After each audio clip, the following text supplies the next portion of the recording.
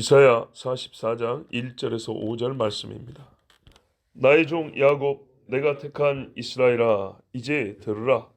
너를 만들고 너를 모태에서부터 지어낸 너를 도와줄 여호와가 이같이 말하노라.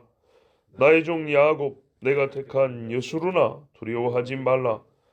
나는 목마른 자에게 물을 주며 마른 땅에 시내가 흐르게 하여 나의 영을 내 자손에게 나의 복을 내 후손에게 부어주리니 그들이 풀 가운데서 솟아나기를 시냇가의 버들같이 할 것이라. 한 사람은 이르기를 나는 여호와께 속하였다 할 것이며 또 한 사람은 야곱의 이름으로 자기를 부를 것이며 또 다른 사람은 자기가 여호와께 속하였음을 그의 손으로 기록하고 이스라엘의 이름으로 존귀히 여김을 받으리라. 아멘. 하나님이 다시 야곱을 부르십니다. 죽이려 하심이 아니고 살리고 구원하려 하심입니다. 저주하려 함이 아니고 이 백성을 본래 모습으로 회복시키려고 하시는 겁니다. 앞에 43장 끝에도 보면 이스라엘을 심히 꾸짖고 정말 욕되게 하겠다는 저주의 말씀이 있습니다. 봐봐요. 여기 28절. 그러므로 내가 성수의 어른들을 욕되게 하며 야곱이 진멸당하도록 내어주며 이스라엘이 비방거리가 되게 하리라 그랬어요. 근데 우리가 앞서도 여러 번 봤지만 하나님이 급격하게 상황을 전환시킵니다. 그런 일이 여러 번 있죠. 막 책망하고 저주하고 심판하면서도 내가 너를 어찌 잊겠느냐. 또 막 나무랬다가 나는 내 죄악을 도말하는 자니. 이렇게 반복되는 하나님이 즉흥적이거나 충동적이란 분이 아니고요. 이걸 알아야 돼요. 실제 역사가 그렇게 진행이 됩니다. 이스라엘이 하나님의 심판으로 말미암아 거의 죽을 지경이 될 때 회개가 일어나고 하나님이 건져줍니다. 그 중간 단계에서 설익은 고구마를 끄집어내듯이 그렇게 내는 게 아니라고. 라면이 익지도 않았는데 아직 누리끼리 한다고 희끈부리 한 데가 섞여 있는데 끄집어내가지고 딱딱한 면을 씹어먹는 게 아니라고요. 푹 삶아가지고 국수가 다 익으면은 끄집어내 먹듯이 이스라엘 백성이 그 마음이 노릇노릇해지고 녹고 찢어지고 갈라지고 가난한 자가 되고 이때 하나님이 구원해야 결국 구원의 효과가 있는 것이지. 어설프게 하나님께서 그들을 아이고 어쨌거나 안 되겠다 바로 끄집어내고 이것들이 안 되겠네 하고 또 넣어놨다가 아유 불쌍한데 하고 금세 끄집어내고 아무것도 안 되는 겁니다. 아무것도. 실제 역사는 어떻게 되냐? 이스라엘이 다 죽었다. 우리는 끝났다. 우리에게는 구원이 없다. 우리는 진멸되고 소멸될 것이다. 그때쯤 되었을 때 하나님 앞에 회개가 일어나요. 하나님이 그때 이스라엘을 정말 하늘을 가르고 손을 딱 끄집어 이렇게 뻗으셔서 불 가운데서 끄집어낸단 말이에요. 이게 지금까지 우리가 봐온 역사고 실제 그럴 때 큰 회개가 일어나고 민족적인 부흥이 일어났어요. 마지막 때도 그렇습니다. 자, 그때 하나님의 심정이 어떠냐? 부름을 보면 알 수 있어요. 나의 종 야곱아, 내가 택한 이스라엘아. 애끓는 하나님의 마음입니다. 끊을 수 없는 사랑이죠. 그리고 이때 이스라엘이 어떤 마음으로 돌아온다고요? 뜨거운 마음으로 돌아옵니다. 에스라 느헤미야 때 보세요. 그 심정들이 어떤가? 예? 이제 불수에서 끄집어내고 나올 때 그들의 마음이 얼마나 뜨겁고 하나님 앞에 진짜 달아올라 있고 이게 뭡니까? 불에 달아있기 때문에 색인 대로 글자가 써진단 말이죠. 아무리 쇠라 할지라도 우리 쇠에다가 글을 새기단 말이에요. 그래서 차가울 때짜 새길 수가 없어요.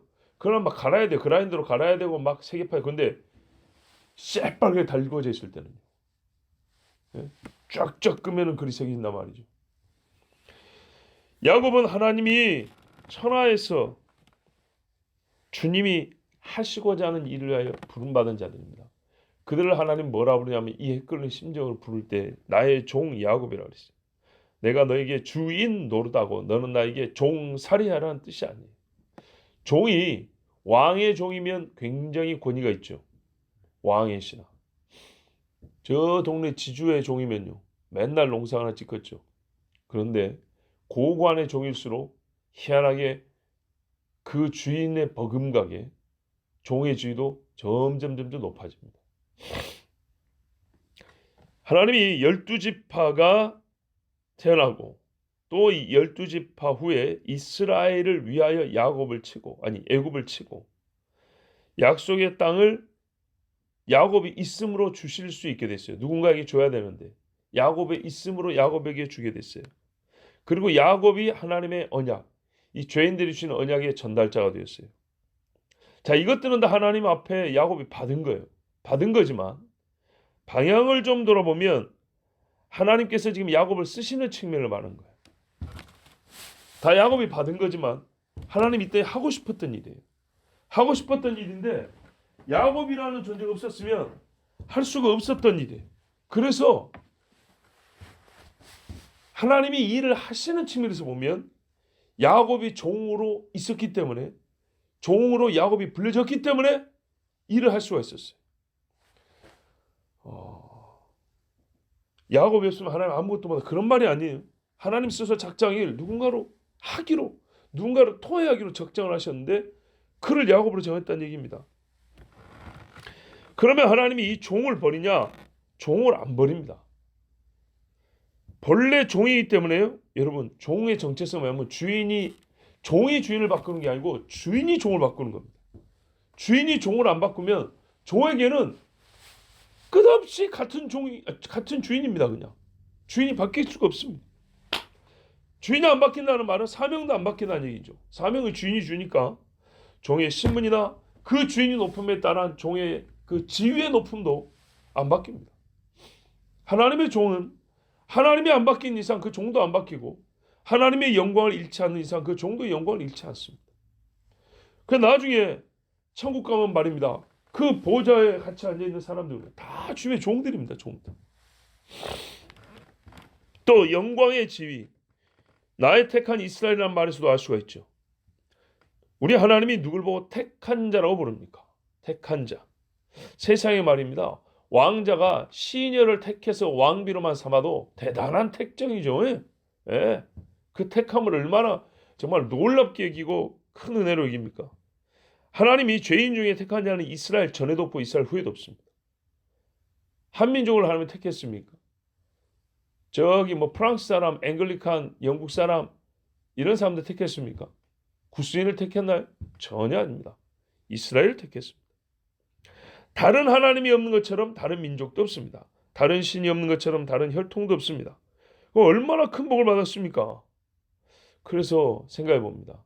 사람이 은혜로 받은 복을 생각하고 잊지 않는 것, 참 지혜 중의 지혜고 자기 삶을 가치 있게 여기는 최고의 방법이라고.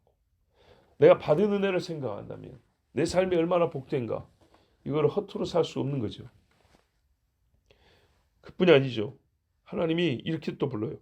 나는 너를 만들었고 모태에서부터 지어냈다. 너를 도와주려고 하다. 그럴 수밖에 없죠. 만들었으니까. 부모가 자녀를 돕는 건 당연하죠. 근데 그보다 더 앞서서 하나님 하신 일이에요.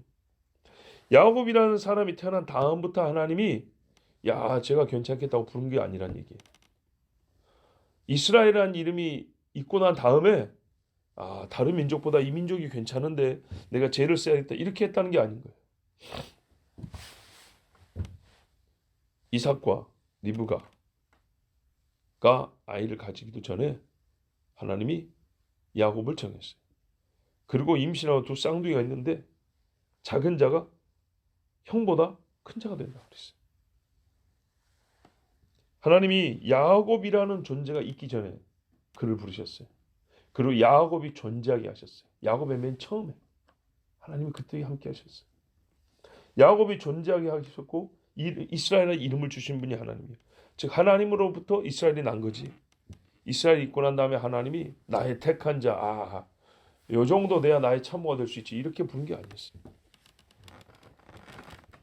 하나님이 야곱을 육으로 나게 하셨고 언약 안에 들어오게 하셨고 또 새 이름을 주셔서 세상에 이스라엘이 존재하게 하셨습니다. 있게 하신 하나님은요 파멸시키고 소멸하지 않습니다. 자기 손으로 있게 하셨습니다. 그래서 하나님이 뭐라 그래요? 두려워하지 말라. 두려워함의 제일 큰 이유가 뭡니까? 소멸, 진멸, 사라짐. 이게 제일 두려움의 이유입니다. 하나님이 그거 걱정하지 마라 그랬어요. 그런데 여기 또 이름을 보니까 우리가 처음 보는 이 본문에서 처음 보는 좀 낯선 이름이죠. 여수룬이란 말이 나와요. 여수룬 무슨 뜻일까요? 우리가 성경의 평행법을 보면 1절을 반복한 것인데 나의 종 야곱, 나의 택한 이스라엘, 나의 종 야곱, 내가 택한 여수. 그렇죠? 이스라엘과 여수는 이스라엘의 다른 이름입니다. 이 말은 뭐냐면 이스라엘의 본질을 구성하는 이름을 하나님이 하나 덧붙여 준 겁니다. 이게 이제 신명기에 나오는데요. 하나님과 이스라엘이 언약을 맺을 때 이 이름이 처음 나와요. 여수룬. 여수룬이 뭐냐? 정직한 자, 마음이 곧은 자 이런 말입니다. 딱 떠오르는 사람 있죠. 다윗. 나다 나의 참 이스라엘이라 마음에 간사한 것이 없도다. 이게 여수룬. 그 마음에 정직하여 하나님 앞에 좌로나 우로나 치우침이 없고 오직 여호와밖에 없더라. 여기 여수룬. 온 이스라엘이 이렇게 부름받은 거예요. 근데 이게 언제 불러진다고요? 언약 맺을 때. 신명기 보면 이렇게 돼 있어요. 두 가지 대표적인 본문이 있는데 어떤 식이냐면 광야에서 너희가 있을 때 너에게 왕이 있었도다. 누구를 말한 거죠? 여호와 하나님. 광야에서 무슨 정치 제도가 있었어요? 왕이 어디 있었어요? 그렇죠? 육신의 왕은 없었어요. 그런데 뭐라고 하면 그때 진짜 너에게 왕이 있었도다. 모세 얘기 아니에요. 하나님이 얘기. 하나님. 그때 뭐라면 여수룬에게 왕이 있었다. 이렇게 말하고 있어요. 그러면서 여수룬이여 하나님 같은 이가 없도다. 그가 너를 도우시려고 하늘을 타고 궁창에서 위엄을 나타내신다고 했어요. 호레스만 떠오르죠. 아말렉과 싸울 때 이야기 떠오르죠. 바로 이거거든. 이때 여수룬이라고 불렀어요. 불려질만 했어요. 광야에서 하나님과 언약을 맺을 때 이 백성은 여수룬이라고 불려졌어요. 하나님의 도우심을 받고 살아갈 때 그때 여수룬이라고 불려졌어요. 그리고 그때는 여수run이라고 불려질 때는 하나님이 그들을 도우는 때에 어떤 장애가 없었어요. 광야에 죄도 많이 졌지만은 비교해 보면 어떤 의미에서는 그 이후보다 오히려 죄가 더 적었던 걸 볼 수 있어요. 왜냐하면 호세아 때도 광야 때가 좋았다 그러거든요. 그때를 신혼여행으로 묘사합니다. 그래서 호세아가 고멜을 다시 찾냐면 뭐냐면 거친 들로 데리고 가. 이게 광야예요. 광야로 들어서 내가 말로 속삭이며 조근조근 말하며 하는 말이 언약을 새롭게 하자는 건데 내용이 뭐냐면 내가 너에게 정조를 지킬 테니 너도 나에게 정조를 지키라 하고 새로 약속을 맺었다는 거예요. 근데 이전부터 호세아는 정조를 버린 적이 없어요. 그렇지만 고멜과 자기 자신을 새롭게 하기 위해서 똑같이 약속을 맺습니다. 그때 거친 들로 데려간다. 이 말하면 고난 속에 우리는 하나님과 새 약속을 맺는 변화를 받게 되고요. 또 옛적의 그 광야 시절이 본래 이 혼인 관계의 가장 아름다웠던 때라고 얘기하고 있습니다. 이스라엘이 가나안 땅에 들어가고 개판돼 버렸어요. 생각을 해보세요. 섬기는 신의 종류가 몇 개가 됐어요. 광야라는 것은 엄밀히 말해서 이스라엘 땅이 아니죠. 근데 가나안은 하나님이 이스라엘에게 준 땅이죠. 지 땅에서 뭔 짓을 했어요? 지 땅을 더럽힌 짓 했죠. 오히려 광야에서는요 남의 땅이라 할지라도 이스라엘이 지나다니면서 오히려 깨끗해졌죠. 불로 한번 쓸고 다니지.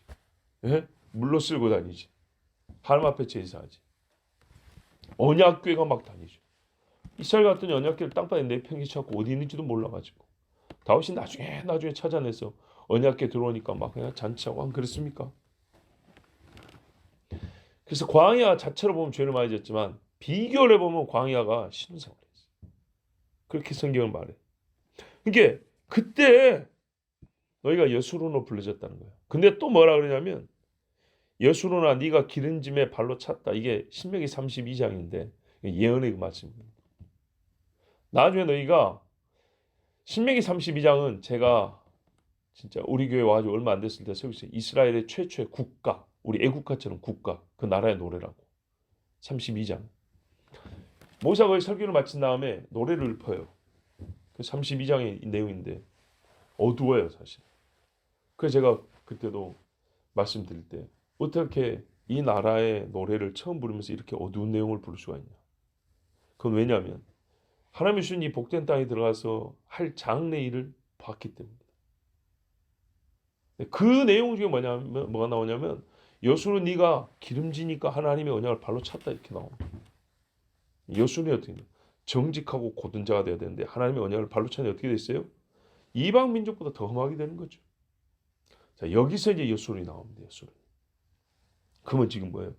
하나님이 내가 택한 여수론아, 처음에 고든 자로 정직한 자로 그를 불렀다는 거죠.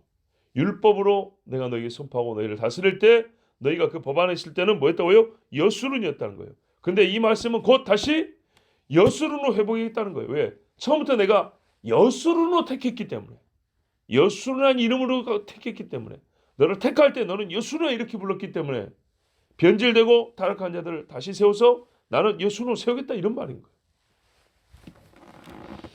자, 어떻게 하시냐? 나는 목마른 자에게 물을 준다. 마른 땅에 시내가 흐르게 한다. 진짜로 우리가 급히 필요한 것들 주신다는 얘기죠. 땅에 물이 흐르면 땅이 풍요로워지겠죠. 자, 그런데 이거는 본문에서는 이게 비유적인 표현이에요. 뭐 사막에 샘이 넘쳐 흐르라는 이미 직접적으로 전에 말씀 주셨고, 그렇죠. 실제로서 이스라엘 지금 물이 흐르고 있는데 본문에서는 요 말이 비유적이에요. 뒤에 나오잖아요. 나의 영을 네 자손에게, 나의 복을 내 후손에게 부어주리니. 그래서 너희가 마른 땅에 물이 흐른 것 같고 목마른 자가 물로 시원함을 받는 것 같으리라. 뭘 해주니까요? 성령으로 충만케 해준다는 겁니다. 성령으로. 예수 죽인 시대에 120명의 성도들에게 성령을 부어주니까 어떤 일이 벌어졌습니까? 진짜 땅이 기름지게 됐죠. 영적인 기름짐이 그냥 쫙 펼쳐나가잖아요. 의의 목마른 자가 되게 하고, 그러고 내가 목을 시원하게 하고, 심령이 가난한 자가 되게 하고, 그때 생수의 강이 그 배에서 솟아나게 하리라. 그러면 너희가 육으로도 복을 받고 삶의 모든 일에 복을 받을 것이다. 너희 후손에게 그렇게 해주겠다고 하나님이 이렇게 말씀하셨어요. 자, 그래서 지금 이스라엘에게 그런 일이 되어가고 있죠. 되어가고 있는데 어떻게 해요? 아직 여수론이 덜 됐어요. 그럼 하나님 온전한 여수론이 되게 하실 어떻게 해요? 항상 하나님 하신 일을 끄트머리는 전쟁이에요. 전쟁. 세상의 지성인들도 그러세요. 전쟁이 일어나면 사람이 정말 짐승 이하에 취급받고 고통을 당하지만 그때야말로 인간의 본질에 대하여 생각하는 성찰의 시간이라고. 과연 인간은 무엇인가? 우리는 어떻게 살아야만 됐던 것인가? 옛날 전쟁에는 그런 것도 생각을 했었대요. 특히 2차 대전, 1차 대전 이럴 때. 자, 복을 받아서 어떻게 되냐? 하나님의 영이 부어지면 말입니다. 비육한데 풀 가운데서 여러 잡초가 있잖아요. 고만고만한 키에. 근데 버들나무가 시냇가에서 쭉 크는 것 같아요. 야, 이거는 우리가 봐야 아는 건데. 실제로 그래요. 강변에 가보면 제일 큰 나무가 버들나무들이에요. 강변에 있는 나무들 중에. 예. 고만고만 가로수들이 있는데 쑥쑥 커가지고 잎을 쫙 늘어뜨려 있는 거. 경치 좋다는 연못들, 강들 그 근처에 하면 대부분 버들나무 있어요. 이름하여 수양버들이라고 하는 이런 버들나무들이 있어요. 아름다운 거예요. 쭉 커서 높게 자라서 다른 풀보다 위험 있고 아름답고 그 바람에 날리는 모습이 너무 예쁘고 정말 더위를 싹 식혀주는 것을 그림으로 형상화해 놓은 것 같아요. 이게 버들나무죠. 그렇게 이스라엘이 건강하고 빠르고 힘있게 자란다는 거예요. 장래에 이런 일이 있을 거다. 그래서 이 사람들이 이를 보고 깜짝 놀라서 외친대요. 표현할 말이 뭐냐면 다른 게 없고 나는 여호와께 속하였다. 이거보다 좋은 게 없는 거예요. 군대도 있잖아요. 나 어느 부대 소속이야. 이런 자부심 있는 것처럼.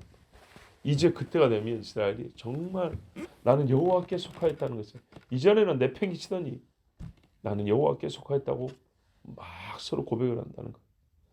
예레미야에서도 나온다고.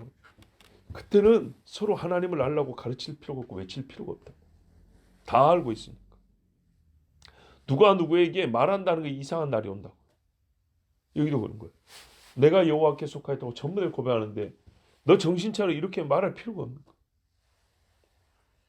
먹고 배부르고 물을 마시고 해가라고 이 정도가 아니고요. 속 사람의 변화로 말미암아서 이 고백들이 나오는 거예요. 이런 고백은 속삭임에서 나오는 거지.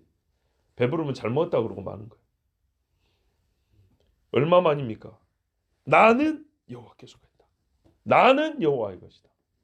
나는 여호와의 백성이다.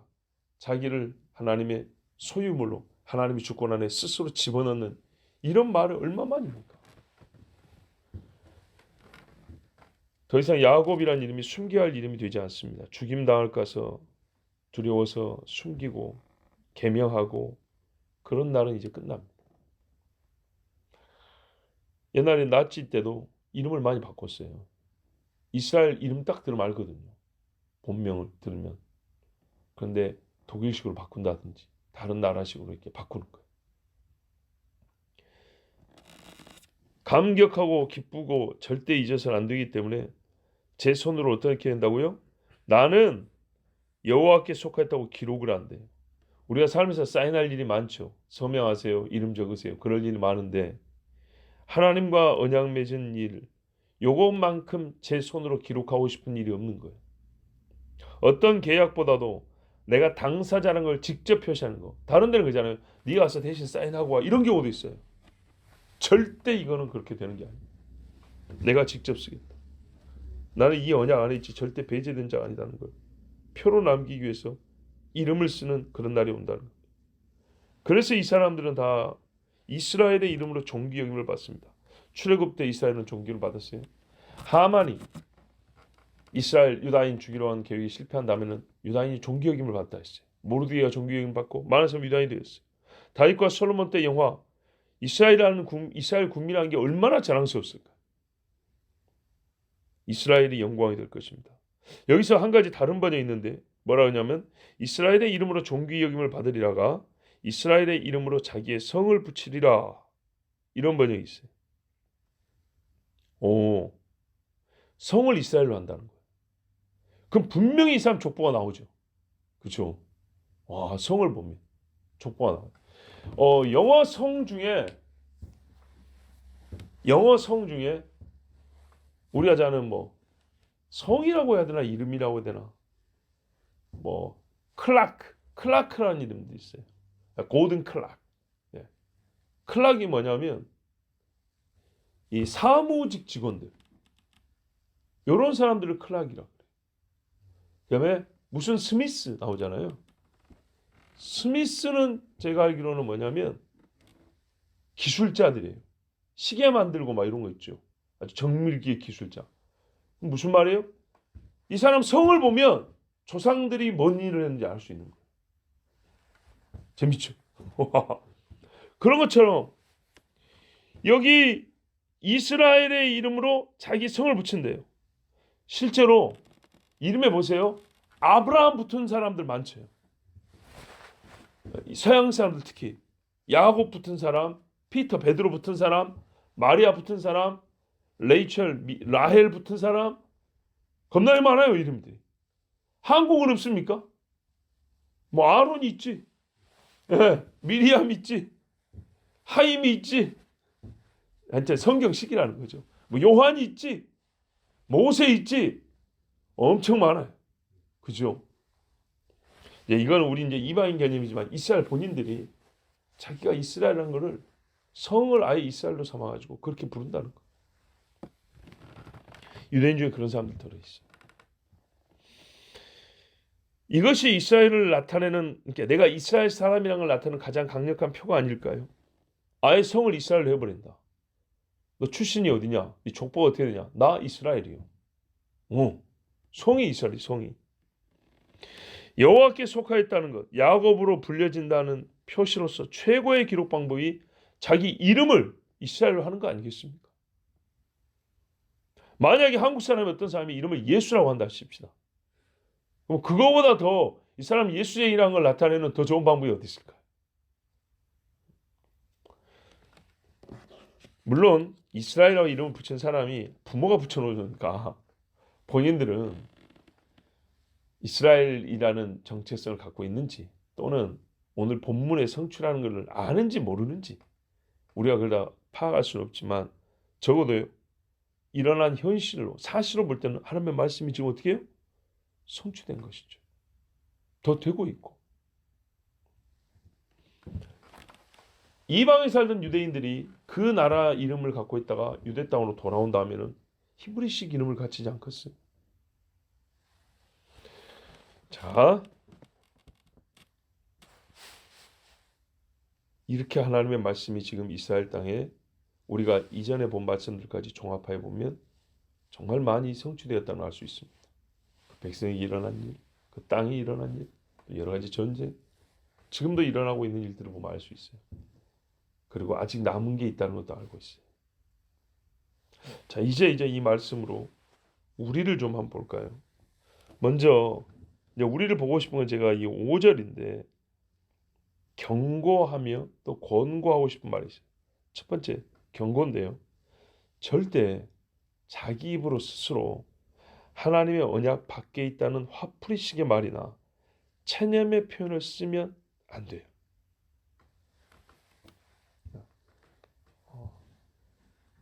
나는 뭐 교회 다녀봐야 뭐 나 같은 사람 뭐 성경을 알겠어 뭘 알겠어 그냥 뭐 다니는 거지 뭐 구원 받아도 되고 안 받아도 되고 이런 말. 그래 너희들은 잘났고 나는 믿음 없다. 그래 나 같은 믿음 없는 사람들은 뭐 그냥 뭐 대충 다니다가 뭐 지옥이다 이런 말 절대로 하면 안 돼. 봐보세요. 하나님의 언약을 깨닫고 은혜를 받으니까 뭐라고 말해요? 자기 말로 나는 하나님께 속하였다. 그리고 이름을 성을 이스라엘로 바꿔서라도 표를 갖고 집하잖아요. 그렇죠? 그런데 장난으로 할 수 있는 말이 아니에요. 화풀이로 할 수 있는 말이 아니에요. 부모 자식 간에 화가 나도 하면 안 되는 소리 있다 했죠. 뭐하러 나를 낳냐 이런 소리 절대 하면 안 된다 그러죠. 사람이 그냥 홧김에 할 수도 있는 것이 뭐 성질남 할 수 있는 것이 아니요. 그거는 진짜 하나님 모른다는 말이에요. 할 말 있고 안 할 말 있다 그랬죠. 인간 사이에서도. 하나님 앞에서 뭐라 그래요? 나는 뭐 상관없어. 나 같은 뭐 사람들 뭐 그냥 부모님이 다니니까 따지는 거고 나는 뭐 믿음이 뭔지도 모르겠고 뭐 천국이 있는지도 모르겠고 솔직히 말하면 그래. 그것이 뭐 굉장히 뭐 양심적이고 뭐 뭐랄까요 고상한 척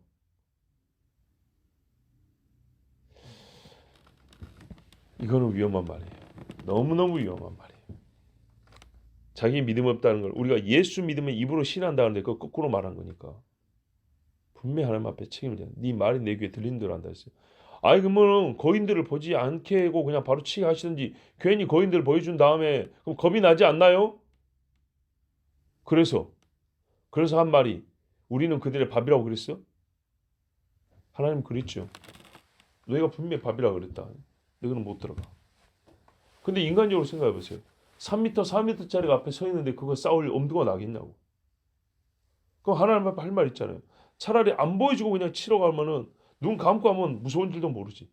근데 다 보고 왔는데 어쩌란 말입니까? 그런 식의 핑계 안 통해요. 여호수아 갈렙은 뭔데?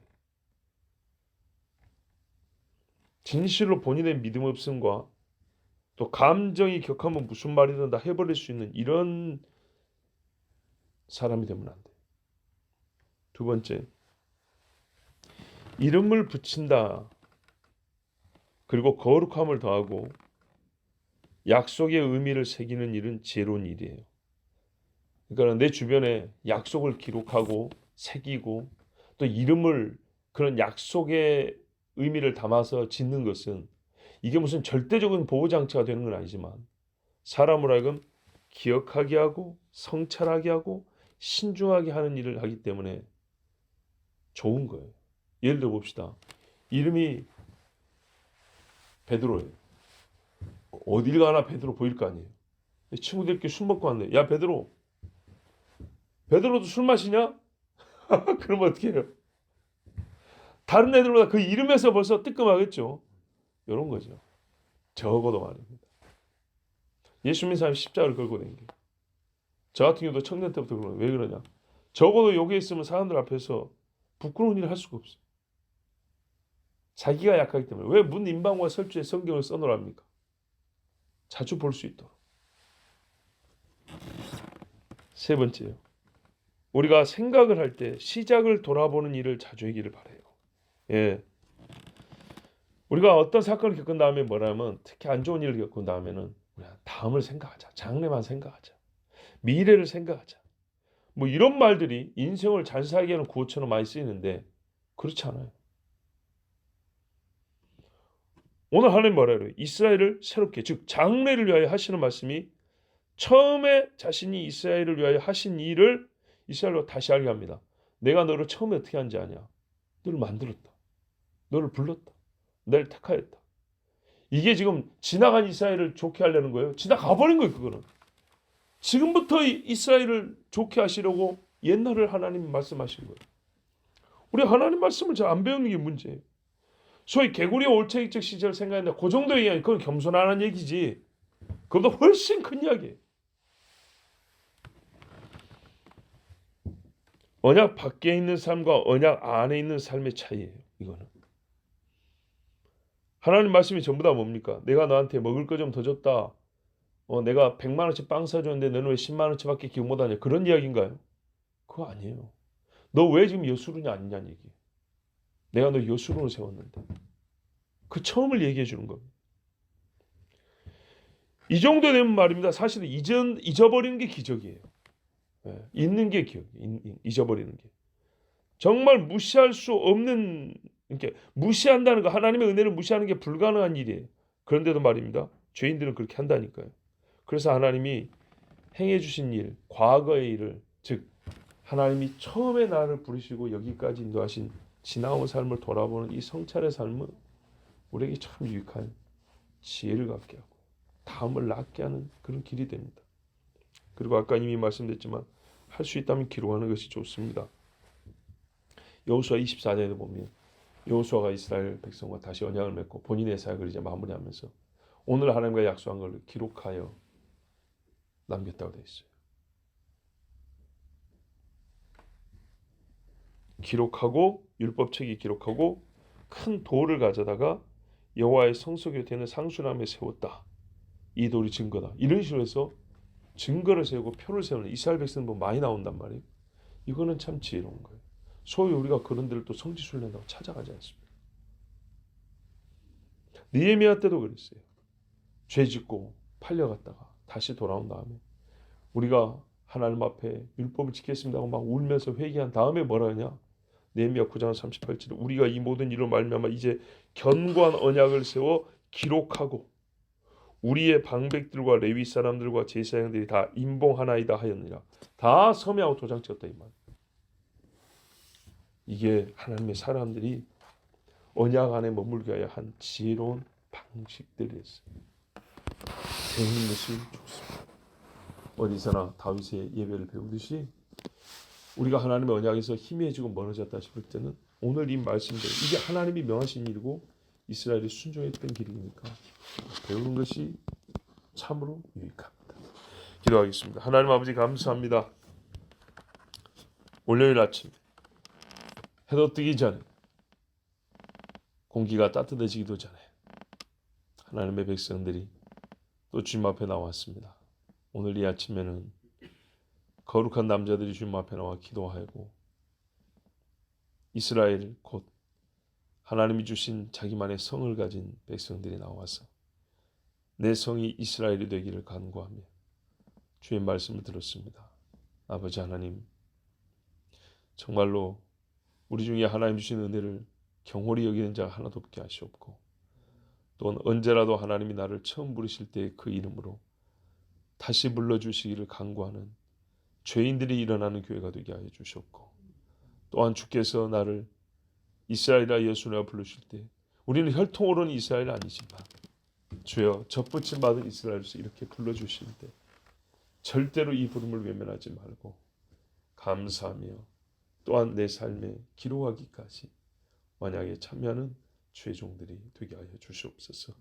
예수 그리스도의 이름으로 기도하옵나이다. 아멘.